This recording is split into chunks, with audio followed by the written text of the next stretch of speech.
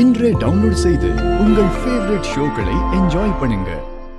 பசியோட காத்துக்கிட்டு இருக்க ஆபத்து உன் புருஷன் நடந்து போற வழியில காத்துக்கிட்டு இருக்கு. கவலைப்படாத தாயி, உன் குறையெல்லாம் போக்குறதுக்கு அந்த அம்மனை நோக்கி பூஜை பண்ணு தாயி. இப்ப வரப்போற வரலட்சுமி பூஜையே நீ பண்ணு.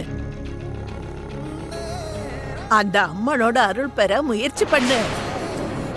அந்த அம்மனே உனக்கு ஒரு வழி காட்டுவா. உன் தாலியை காப்பாத்துற ஒரு வழிய உன் கண்ணு முன்னாடி காட்டுவா. சரிங்கம்மா. என்ன கஷ்டம் வந்தாலும் என்ன நஷ்டம் வந்தாலும் எப்பேற்பட்ட தடைகள் வந்தாலும் விரதத்துல எந்த பங்கமும் ஏற்பட்டுடக்கூடாது. விரதத்தை முழுமையா முடிக்காம பாதியில விடக்கூடாதுமா. அந்த அம்மனோட ஆசீர்வாதத்தை பெற முயற்சி பண்ணு. எந்த ஒரு தோஷமும் இல்லாம விரதத்தை நிச்சயமா நீ முடிக்கணும். முக்கியமா 5 சுமங்கலிகளுக்கு நீ தாம்பூலம் கொடுக்கணும். அவங்க ஆசீர்வாதத்தை வாங்கணும். அப்படி பண்ணாதான் உன்னோட விரதம் முழுமையடையும். அப்படி பண்ணாதான் உன் தாலிய காப்பாத்திக்கிற ஒரு வழி உனக்கு தெரியும். 5 சுமங்கலிகளுக்கு நீ தாம்பூலம் கொடுக்கறதுல தோல்வி அடைஞ்சினா உன் விரதமும் தோல்வி அடைஞ்சிரும். உன் புருஷன் வழியில வரப்போற ஆபத்தை தீர்க்கறதுக்கான வழி உனக்கு தெரியாது. மறந்துடாத தாயி. 5 சுமங்கலிகளுக்கு மறக்காம தாம்பூலம் கொடுத்துரு. அப்படி கொடுத்தாதான் அந்த அம்மனோட அருள் உனக்கு கிடைக்கும். அந்த பையன் மேல எந்த தப்பும் இல்லடா. அந்த பொண்ணோட துப்பட்டா கார்ல விழுந்ததும் அவன் தடுமாறிட்டான். உனக்கு ஒன்றும் ஆகல இல்ல ஜானு. சரி, கையை கொடு. தப்பு பண்றது, அதுக்கப்புறம் சாரி சொல்றது, உதவி பண்ண வர்றது, இதத்தானே எப்பவுமே பண்றீங்க.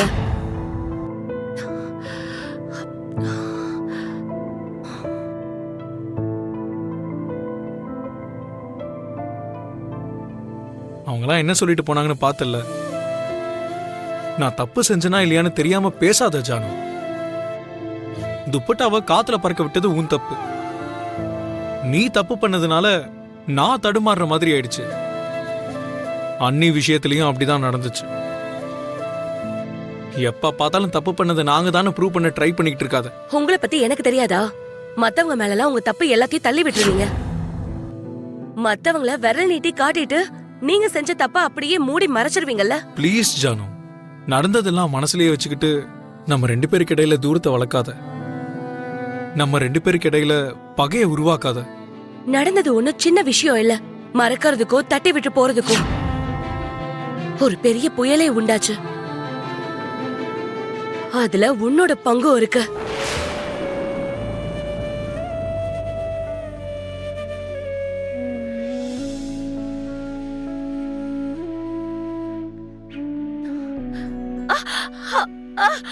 அம்மா. ஜானு இரு. அடிபட்டிருக்கு போல இருக்கு. ஹாஸ்பிட்டலுக்கு போலாம் வா. உங்க குடும்பத்தால ஏற்பட்ட காயத்தை விட உன் காரால ஏற்பட்ட காயம் ஒன்னும் பெருசு கிடையாது. அவ்வளவு பெரிய காயத்தையே தாங்கிட்டு இருக்கோம். இந்த சின்ன காயம்லாம் எனக்கு ஒன்னும் பெரிய விஷயம் இல்ல. ஜானு ப்ளீஸ், நீ நொண்டிக்கிட்டு இருக்க. வீடு வரைக்கும் நடக்க முடியாது. நீ ஃபர்ஸ்ட் வந்து கார்ல ஏறு, நான் டிராப் பண்றேன். ஒன்னும் தேவையில்ல.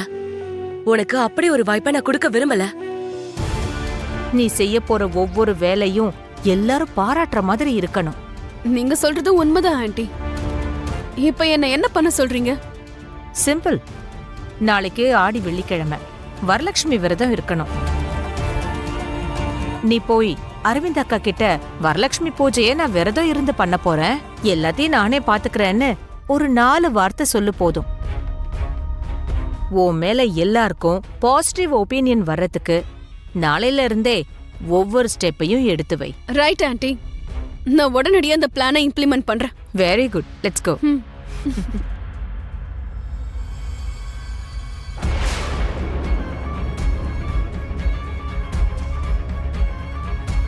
அரவிந்தா ஆண்டி.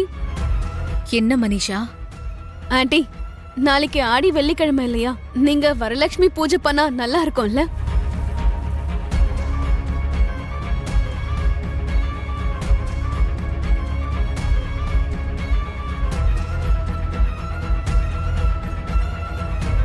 என்ன யோசிக்கிறீங்க ஆண்டி? இந்த வீட்ல மூத்தவங்க நீங்களும் ஜெயதேவ் அங்கிளும். நீங்க நல்லபடியா இருக்கணும். எல்லாருக்காகவும் நீங்க தான் வேண்டிக்கணும். அதுவும் இல்லாம சமீபமா மித்ராவோட நிலைமையும் சரியில்லை. இந்த வரலட்சுமி பூஜை செஞ்சா மித்ராக்கும் ஒரு சேஞ்ச் ஏற்படும் என்னோட நம்பிக்கை. நீ சொல்றதும் சரிதான் மனிஷா. இந்த பிரச்சனைகளால அந்த பூஜையை பத்தியே நான் மறந்துட்டேன். அதுக்கு தேவையான எல்லா ஏற்பாடுகளையும் நீயே பாத்துக்கோ.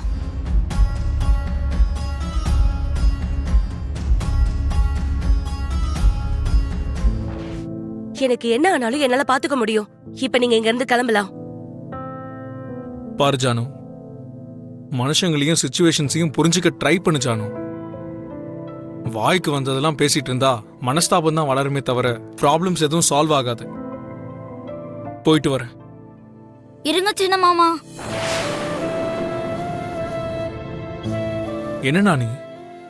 லக்ஷ்மி அக்கா எப்படி இருக்காங்க? இங்க காலியா இருக்கிற ரூம்னு பார்த்தா கிச்சன் பக்கத்துல இருக்கிற அந்த ஸ்டோர் ரூம் மட்டும்தான். இந்த 6 மாசம் நீ அங்கதான் இருக்க போற.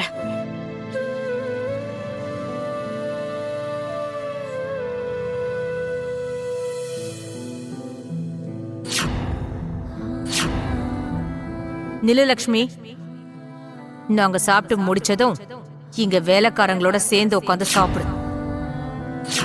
நீ இந்த வீட்டுக்கு வந்ததுல இருந்து உன்னால ஒவ்வொரு நிமிஷமும் பிரச்சனை, நிமிஷத்துக்கு ஒரு சண்டை, எப்ப பார்த்தாலும் தொந்தரவு தான். நீ எதுக்குதான் திரும்ப வந்து தொலைஞ்சன்னு ஒவ்வொரு நிமிஷமும் கவலைப்படுற மாதிரி பண்ணிட்டு இருக்க. நீ 6 மாசம் இருக்க போற, அதுக்கப்புறம் போயிடுவ. அது வரைக்கும் தான் உனக்கும் இந்த வீட்டுக்கும் இருக்கிற உறவு. ப்ளீஸ் சொல்லுங்க சின்ன மாமா. லக்ஷ்மி அக்கா நல்லா தானே இருக்காங்க? நீங்க எல்லாரும் அக்காவை நல்லா தானே பாத்துக்கிறீங்க?